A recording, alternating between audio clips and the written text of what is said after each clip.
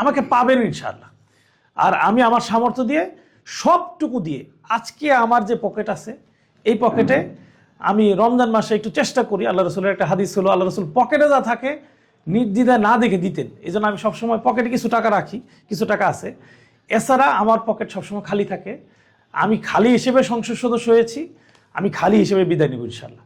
এই পকেটে দুর্নীতি অথবা আপনাদের প্রদত্ত, অনেকে খুশি হয়ে যায় না যে এটা দুর্নীতি না, আপনারা একটু খুশি হয়ে দিলাম, খুশি হয়ে দেওয়া কোনো প্রদত্ত অথবা সংগঠনের মাধ্যমে কোনো জায়গা থেকে 1 টাকা আমার পকেটে ঢুকবে না ইনশাআল্লাহ। পাঞ্জাবের জগতে একটি বিশ্বস্ত নাম শাবাব এথনিক ওয়্যার।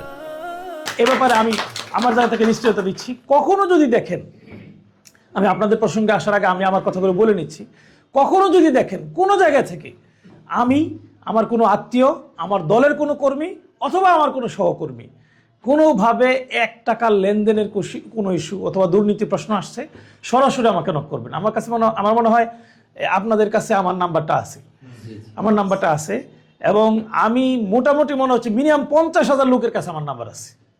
এমন কোনো দিন নাই যেদিন কমপক্ষে একজন ভিক্ষুক ফোন করে না, একজন রিক্সাওয়ালা ফোন করে না, একজন এই কাপাসিয়ার বিসিএস ক্যাডার ফোন করে না, প্রায়শই ফোন করে, সেনা কর্মকর্তা ফোন করে, বিভিন্ন ধরনের কর্মকর্তা, একদম রিক্সাওয়ালা থেকে শুরু করে বড় অফিসার পর্যন্ত। আজকেই কাপাসিয়ার একজন সর্বোচ্চ বড় অফিসার, একজন সচিব পর্যায়ের অফিসার আমাকে ফোন করেছে। এই ফোনে আজকে একজন রিক্সাওয়ালা ফোন করেছে। সুতরাং আমার নাম্বার আছে, যে কোনো জায়গায় আমার ব্যাপারে যদি কোনো কথা শুনেন আমি অনুরোধ করব আমাকে জানাবেন।